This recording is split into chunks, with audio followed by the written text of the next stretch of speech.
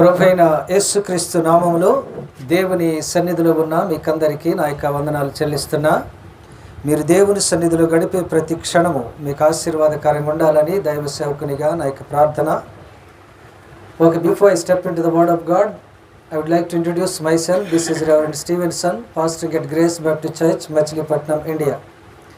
Today I am going to deliver the word of God in Telugu message, so kindly bear with me. Please turn your Bibles to the Gospel according to St. Mark chapter 10 verses from 46 to 52. Mark సువార్త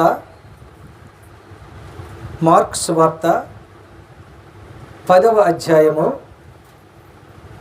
46 నుంచి ఆ అధ్యాయం చివరి వరకు, అంటే 52వ వచనం వరకు మనం వాక్యం చదువుకున్నాం. చిన్న ప్రార్థన చేద్దాం. పరిశుద్ధుడా, మీకు వందనాలు. ఇంతవరకు జరిగిన ఆరాధనలో మీరు తోడుగా ఉన్నారు. మీ వాక్యంలోకి మేము అడుగు పెడుతున్నాం. మీ మాటలు మాకు బోధించమని క్రీస్తునామని వేడుకొంచున్నాం తండ్రి, ఆమేన్. దేవుని యొక్క వాక్యములో ఇక్కడ మనము మార్కు సువార్త 10వ అధ్యాయము 46 వచనం నుంచి 52వ వచనం వరకు మనం చదువుకున్నాం. 46వ వచనాన్ని ఒకసారి చదువుకుందాం. వారు యెరికో పట్టణమునకు వచ్చిరి. ఆయన తన శిష్యులతోనూ బహుజన సమూహంతోనూ యెరికో నుండి బయలుదేరి వచ్చుచుండగా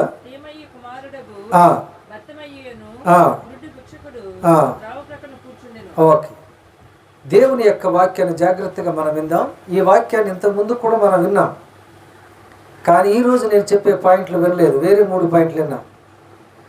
ఈరోజు నా అంశం ఏంటంటే, దేవుని బిడ్డ, every Christian must do these things. ప్రతి క్రైస్తవుడు వీటిని చెయ్యాలి, లేదా ఇంకొకలాగా చెప్పాలంటే ప్రతి మానవుడు వీటిని చేయాలి.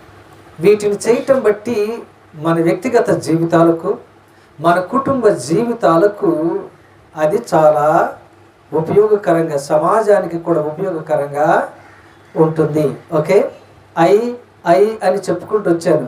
ఓకే, ఐక్యూ పార్ట్ 1 అయింది, ఐక్యూ పార్ట్ 2 అయింది, ఇప్పుడు ఐక్యూ పార్ట్ 3 మూడవది. ఇంగ్లీష్ అక్షరాల్లో ఐ అనేది మూడవది మనము చూసుకుందాం. చూద్దామా? 47వ వచనం చదవండి సార్. ఈయన నజరేయుడైన యేసు అని వాడు విని, దావీదు కుమారుడా యేసు, నన్ను కరుణింపుమని కేకలు వేయి మొదలు పెట్టానంటే అర్థం ఏంటి?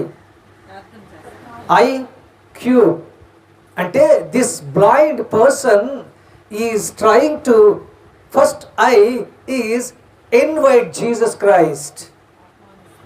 ఆహ్వానిస్తున్నాడు. మొదటి I, the first I of my message this morning is invite Jesus Christ. మనం చాలాసార్లు మన జీవితంలో అనేక మందిని ఆహ్వానిస్తాం, యేసును తప్ప. మన స్నేహితులను ఆహ్వానిస్తాం కదండి, ఏది ఒక వివాహమైనా అంతేనా, ఇంకా గృహప్రవేశమైన బంధుమిత్రులను ఆహ్వానిస్తాం, స్నేహితుల్ని ఆహ్వానిస్తాం, మన తోటి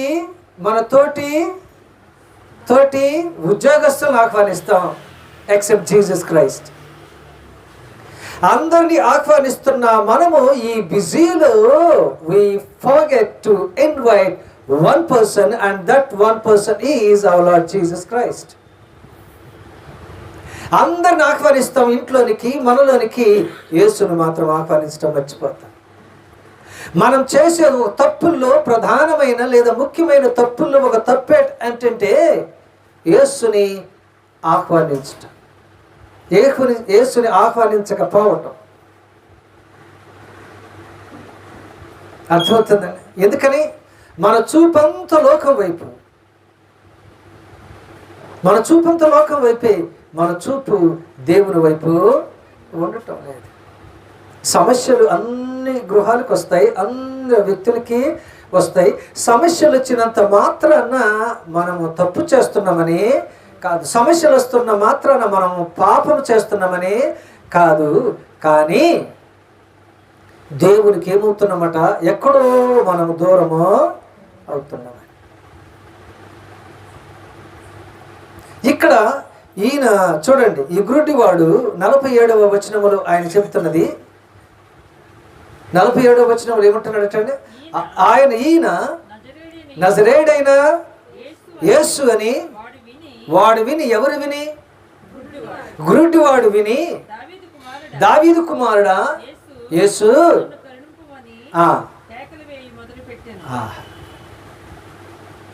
ఎవరు ఈ గుడ్డు వాడిని నువ్వు గట్టిగా కేకలవై అని ఎవరు చెప్పారు? లోబడి ఎవరు చెప్పలే. కానీ ఆయనకున్న సమస్య అలాంటిది. ఇతరులు నా గురించి ప్రార్థన చెయ్యండి అని అడగటం తప్పని నేను చెప్పటంలే, చెయ్యండి, అడగండి. But at the same time నీవు నీ సమస్య గురించి ప్రార్థన చేస్తున్నావా?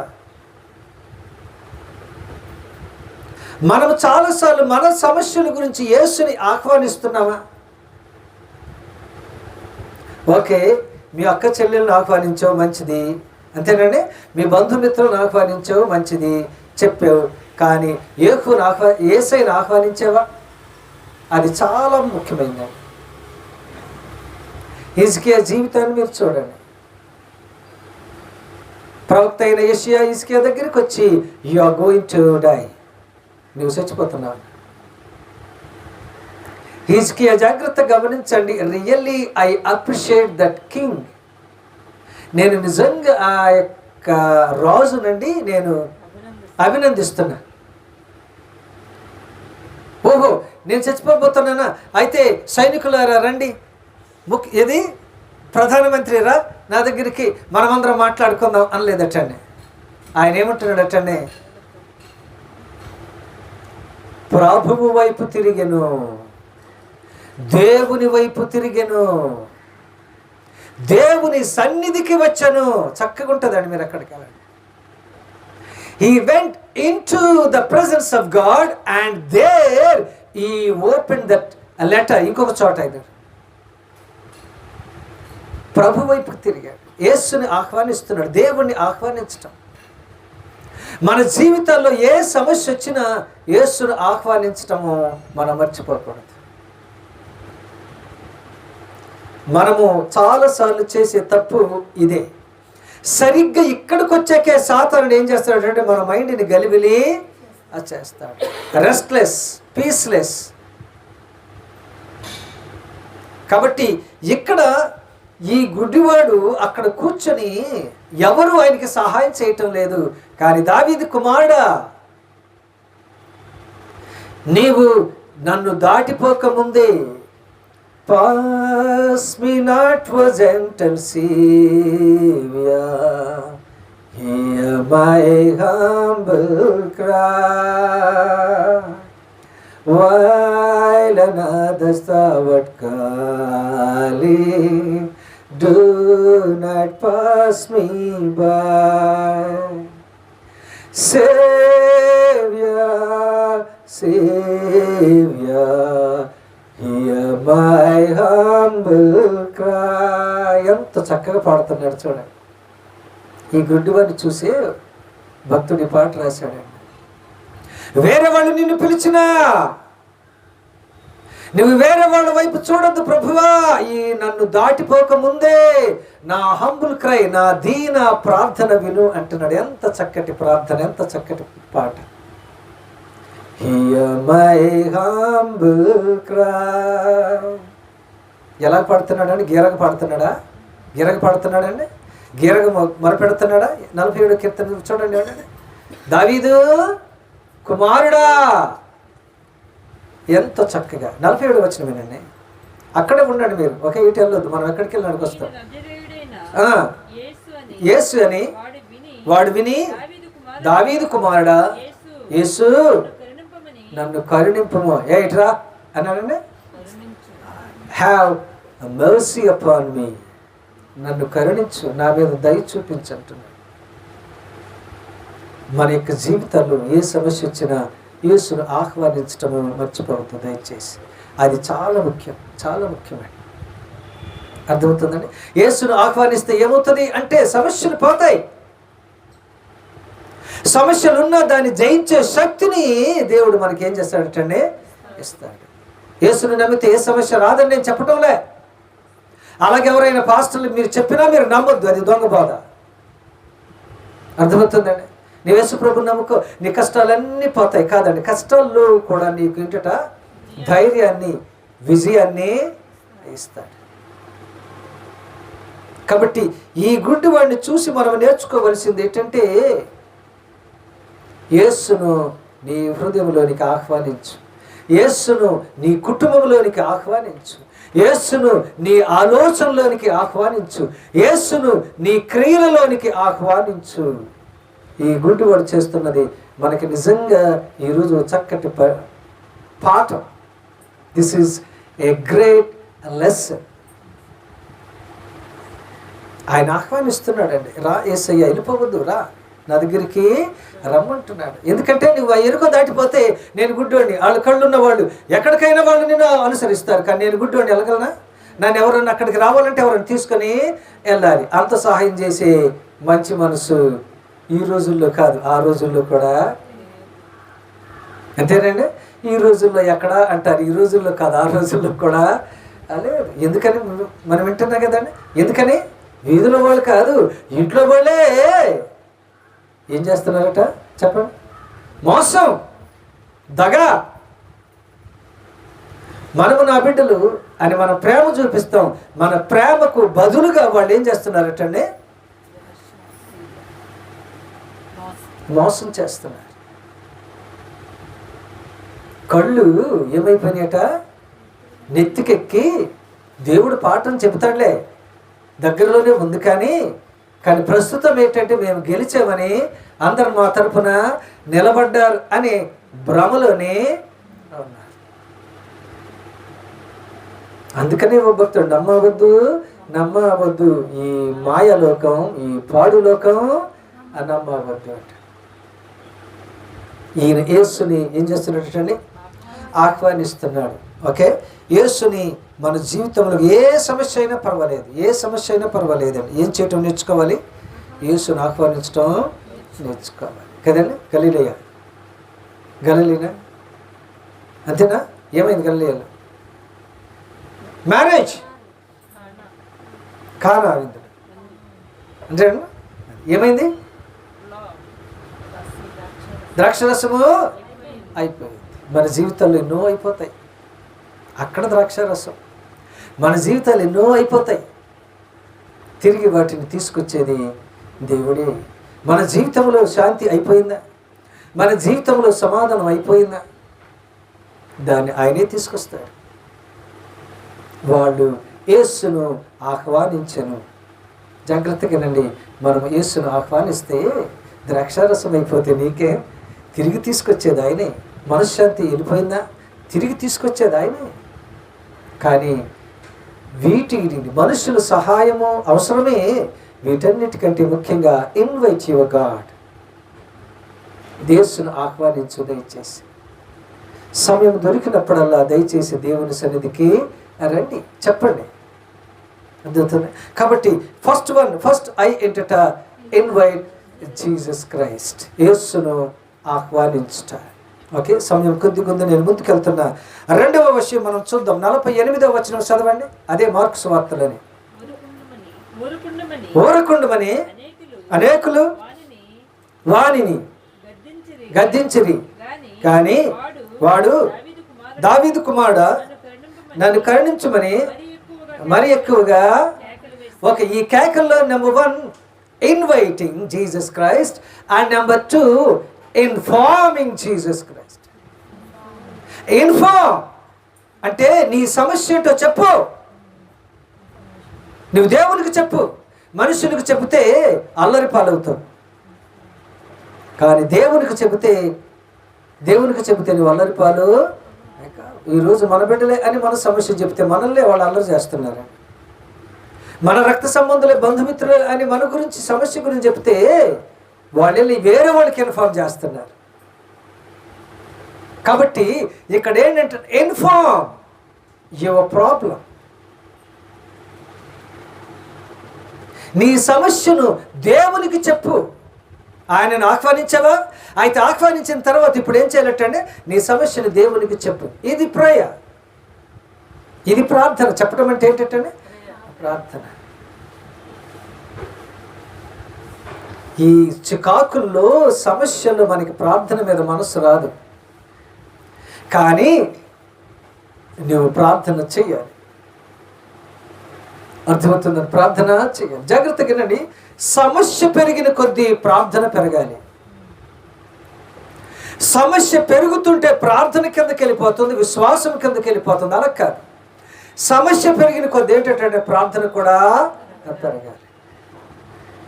అది పెరగకపోతే సాతానుడు సులువుగా మనల్ని ఓడిస్తాడు. ఊరుకో, నిశ్శబ్దంగా ఉండు అంటే ఈయనేం చేశాడు చెప్పండి? ఎక్కువ మంది వచ్చి ఒకటి తర్వాత ఒకటి ఉరక ఉరక ఉరక అంటే ఏం చేస్తామంటే మనం అమ్మ ఇంతమంది చెప్పారని ఆగిపోతాం. కానీ look at this blind person, what this blind person is doing. ఈ గుడ్డి వ్యక్తి ఏం చేస్తున్నాడు? నిశ్శబ్దంగా ఉండు అంటే ఈ started crying more and more. ఇంకెక్కువగా అరుస్తున్నాడు. విను యేసయ్య, విను నా సమస్య విను. యేసయ్యకి చెబుతున్నాడు. మీరు పక్కకు ఉండండి, మీకు కాదు, నేను యేసుకి చెబుతున్నాను. Inform your troubles to Jesus Christ. Inform your problems to Jesus Christ. యేసుకి నీ సమస్యలు చెప్పండి. మనం అది చెప్పటంలే. అర్థమవుతుందండి? మంచిది, మనుషుల యొక్క సహాయం అవసరమే, కానీ దానికంటే ముఖ్యంగా మనము దేవునికి మన సమస్యలు చెప్పాలి. అది చాలా ప్రాముఖ్యం. ఈ ఉదయకాల సమయంలో ప్రభు మనతో మాట్లాడుతున్నారు. ఇన్ఫార్మ్ అంటే ఇక్కడ ప్రేయ చేస్తున్నామా? ప్రార్థన. లూకా సువార్త 18వ అధ్యాయంలో ఆ స్త్రీని చూడండి. విసుకక, ఎలాగంటే విసుకక. ఇక్కడ ఈ గుడ్డి వారిని చూడండి, భయపడక. గమనించారండి? అక్కడ ఆ స్త్రీ లూకా సువార్త 18వ అధ్యాయంలో విసుకక ఆమె వెళ్ళెను. ఈ మార్కు సువార్త 10వ అధ్యాయంలో 48వ వచనంలోని భయపడక అరిశాను. భయపడద్దు, భయపడద్దు. చక్కగా పాస్టర్ గారిని స్మైల్ చక్కటి పాట పాడారు. నా కన్నీరు తుడుచువాడా, నేను నానని అనువాడా, కాదన్నాడు నేననాదను, అయ్యా కాదన్నాడు నేననాదను. నా కన్నీరు తుడిచేది యేసే. నా కన్నీరు తుడిచేది ఎవరటండి? యేసయ్య. ఎందుకు భయం? కానీ యేసయ్యకి చెప్పు. నా కన్నీరు మీరు తుడుస్తారా? ఎందుకు ఊరుకోమంటున్నారు? ఆయన వెళ్ళిపోతే మీరు బాగు చేస్తారా? మీరు చేయలేరు కదా, చేసే శక్తి మీకు లేదు కదా. అని ఎందుకని నన్నెందుకయ్యా నోరు మూయమంటారు? మీరు నోరు మూసుకోండి. దాని అర్థం అదే. ఎందుకంటే యేసు దాటిపోతే, యేసు వెళ్ళిపోతే ఎవరు నా దగ్గరికి వచ్చి నా కంటికి చూపునో ఇవ్వలేరు. నేను నోరు మూసుకోవటం కాదయ్యా, మీరు నోరు మూసుకోండి అంటున్నాడు. ఆయన ఇంకా గట్టిగా అరుస్తున్నాడట. ఆ అరుపు ఎక్కడ దాకా వెళ్ళిందటండి? అంతమంది యేసు వెంట ఉన్నా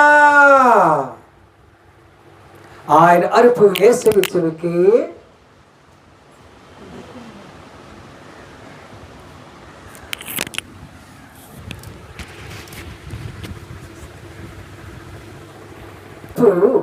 యేసయ్య సన్నిధికి. ఎవరి అరుపు? ఈ గుడ్డి వాని అరుపు యేసు చెవికి చేరును. యేసయ్య చెవికి చేరుతున్నా కానీ యేసయ్య వెళుతూనే ఉండెను అని ఉందా వాక్యం? ఏమని ఉంది చూడండి. యేసయ్య ఏమని చెప్పాలి? యేసు నిలిచి వానిని పిలువిడి, వానిని పిలువుడి. అంతేనా? పిలువుడినా? వానిని పిలువుడి. ఏదో ఒకట్లేదు. పిలిచను, నిలిచను, పిలిచను. అది నా వాక్యం కాదు, ఇప్పుడు అని చెప్పేటాడు చెప్తాను. ఓకే, అది ఆయనని పిలవండి, వేరే వాళ్ళు వద్దు, ఆయనను మాత్రమే కదండి, సింగిల్ నెంబర్, ఆయనను మాత్రమే పిలవండి. ఎందుకంటే ఆయన నిజంగా నా సహాయం గురించి ఎదురు చూస్తున్నాడు. మంద ఆయన అంటుంటాం ముఖ్యం కాదు, ఆయన నిజంగా రక్షకుడు దేవుడు, ఆయన సహాయం గురించి ఎదురు చూసేవాడు దేవుడికి కావాలి. ఎంత చక్కటి మాట అండి, మీరు గమనించండి. ఆ తర్వాత వచనాలు ఆయన చదివితే నిజంగానే యేసు పిలిచాను. ఎవరు పిలిచాను? యేసు పిలిచాను. చూడండి అక్కడ చూడండి, తర్వాత వచనం ఉంది. ఎంత చక్కటి, హూ ఇస్ దట్ ఆయన? ఆయన is our Lord Jesus Christ. యేసు పిలుస్తున్నాడు. ఎంత చక్కటి మాట. తాగుబోతోడు పిలుస్తున్నాడు తాగటానికి, అంతేనండి. తిండిపోతోడు పిలుస్తున్నాడు తినడానికి, దొంగోడు పిలుస్తున్నాడు దొంగతనానికి. బట్ జీసస్, యేసు పిలుస్తున్నాడు. నేను ఎంత చక్కటి మాట. ఆయన ఎంత సంతోషపడ్డాడండి కదండి. యేసు పిలుస్తున్నాడంటే చెప్పండి, ప్రధానమంత్రి గారు మిమ్మల్ని పిలుస్తున్నారు అంటే ఏమొస్తుందటండి? ఇంకా ఇంకా సెక్యూరిటీ వస్తుంది. చెప్పండి, సెక్యూరిటీ వస్తుంది. అర్ధ కిలోమీటర్ అటు, అర్ధ కిలోమీటర్ వెనకాల నీకు ఏంటి, ఏం కార్డు? స్క్వాడ్, అంతేనండి. ఇటు గన్లు అటు గన్లు. ఎక్కడ దాకా? ఢిల్లీ ప్రధానమంత్రి ఇంటికి వెళ్ళే. అంటే he has received a wonderful invitation from our prime minister. ఎంత చక్కటి ఆహ్వానం. ఇక్కడ ఒక అధికారి నిన్ను పిలుస్తున్నాడు అంటలేదట. Who is that? He, Jesus. యేసు నిన్ను పిలుస్తున్నాడు. ఎంత చక్కటి. మనల్ని అందరూ పిలుస్తారు, యేసే పిలవడు. అదే సమస్య కదండి. అది ఎంత సంతోషపడి ఉంటాడు. ఎవరైతే పిలవాలి, ఎవరైతే వినాలి అని నేను అరుస్తున్నాను, ఆ వ్యక్తే నా మొర విన్నాడు, ఆ వ్యక్తే నన్ను పిలుస్తున్నాడు. వాట్ ఏ బ్లెస్డ్ పర్సన్ అయ్యా. నేనెంత ఆశీర్వదింపబడిన వ్యక్తిని. మన జీవితంలో యేసయ్య పిలవబడేలాగా మన ప్రవర్తన ఉండాలి. యేసయ్య మనల్ని పిలిచేలాగా మన ప్రార్థనలో ఉండాలి. ఓకే, మూడవ విషయం మనం చూద్దాం. మూడవ విషయం 52వ వచనం చదవండి. 52వ వచనం. అందుకు యేసు, నీవు వెళ్ళుము, నీ విశ్వాసము నిన్ను. ఎంత చక్కటి. మనకేముండాలి అయితే? మనకేముండాలండి? రాయాలంటే పెన్ ఉండాలి, చదవాలంటే పుస్తకం ఉండాలి. మనము మన సమస్యలను అధిగమించాలి, జయించాలి అంటే దేవునిలో విశ్వాసం ఉండాలి. యేసయ్య ఏమన్నాడట అండి? Your faith, not my faith. Your faith, నీ విశ్వాసమే నిన్ను స్వస్థపరిచాను. మన విశ్వాసము దేవునిలో ఉంటే అక్కడ ఆయనకు చూపు వచ్చను, ఇక్కడ మనకి సమస్య మీద గెలుపు వచ్చను. ఆయన సమస్య ఏంటి చెప్పండి? చూపు. నీ సమస్య ఏంటి చెప్పండి? ఆరోగ్యం. నీ సమస్య ఏంటి చెప్పు? కుటుంబ సమస్యలు. అక్కడ గెలిపించిన యేసయ్య ఇక్కడ నీకు గెలిపివ్వడా? ఇవ్వడా?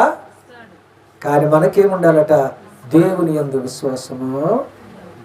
The third I is increase your faith in Jesus Christ. Increase your faith in Jesus Christ.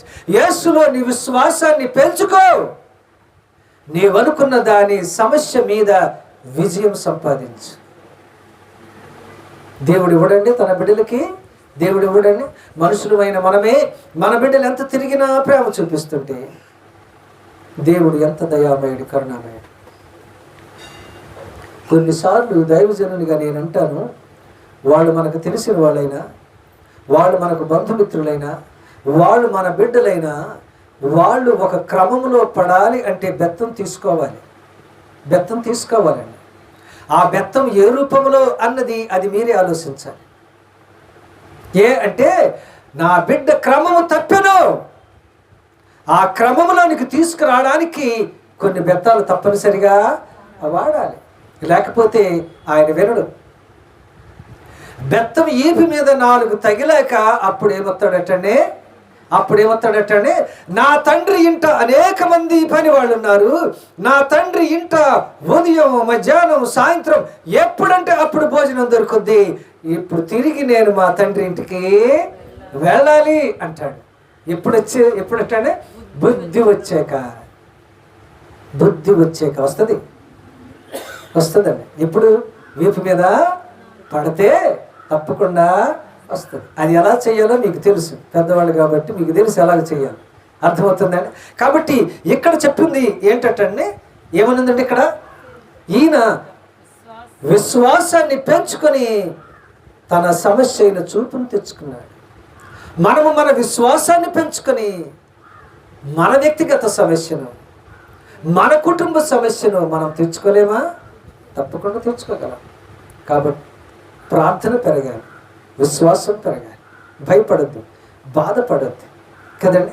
యేసు ఇస్తున్న అభయం ఏంటో తెలుసండి. యేసు ఇస్తున్న అభయం, ఇదిగో సదాకాలం నేను మీకు తోడుగా ఉంటాను, భయపడద్దు. ఒక వచనం చదివి మనం ప్రార్థన చేసుకుందాం. యెహోషువ గ్రంథం 1వ అధ్యాయం 6వ వచనం చదువుదామా.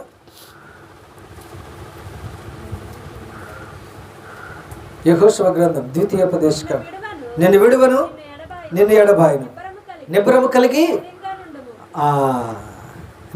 కలిగి ధైర్యంగా నేను విడిచిపెడతాను, నా బిడ్డను నేను విడిచిపెట్టను కదండి. వాళ్ళు ఆస్ట్రేలియాలో ఉంటేనేమి, యానంలో ఉంటేనేమి విడిచిపెడతానా? విడిచిపెట్టను.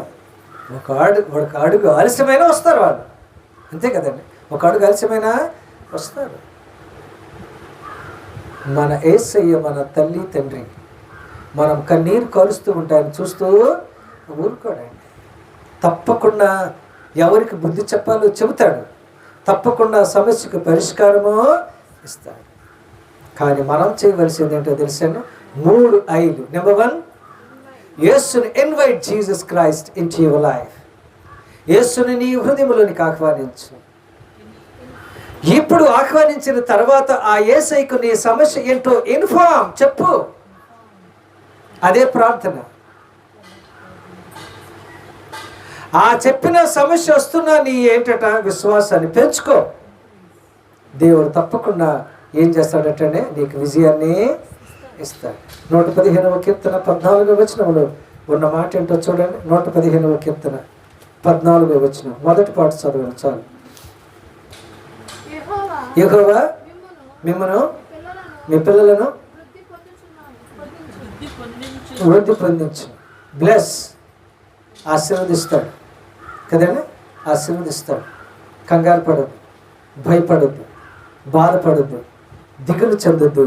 యేసయ్య నాకు తోడుగా ఉన్నారని ధైర్యంగా ముందుకి అడిగి. ప్రతి సమస్యకు యేసయ్య దగ్గర పరిష్కారం ఉంది కదండి. అది యేసయ్య దగ్గర, మానవుని దగ్గర కొన్నే ఉంటాయి పరిష్కారాలు, దేవుని దగ్గర అన్నీ ఉంటాయి. ఆయన దగ్గర పరిష్కారం లేదని ఎప్పుడు కూడా అనుకోవద్దు. ఆ పరిష్కారం మనకు రావాలి అంటే ఒకటి ప్రార్థన. ఓకే, ప్రార్థన ద్వారా సమస్తాన్ని జయిద్దాం. అర్థమవుతుందండి, గెలుద్దాం. ఓకే, భయపడద్దు, బాధపడద్దు, ప్రభువును చూసి ధైర్యంగా ముందుకి అడిగేద్దాం. దేవుడు మన కుటుంబాలకు శాంతిని, సమాధానాన్ని దయచేసి ముందుకు తీసుకెళ్ళడానికి పరిశుద్ధాత్మ దేవుడు మనకు సహాయం చేయనుగాక. ఆమేన్. God bless you all. పరిశుద్ధుడా యేసయ్య మీకు వందనాలు. వాక్యం విన్న బిడ్డలందరినీ మీరు ఆశీర్వదించండి. సమస్యలన్నిటికీ మీరు పరిష్కారం దయచేయండి. క్రీస్తు నామమున వేడుకొనుచున్నాం తండ్రి. ఆమేన్.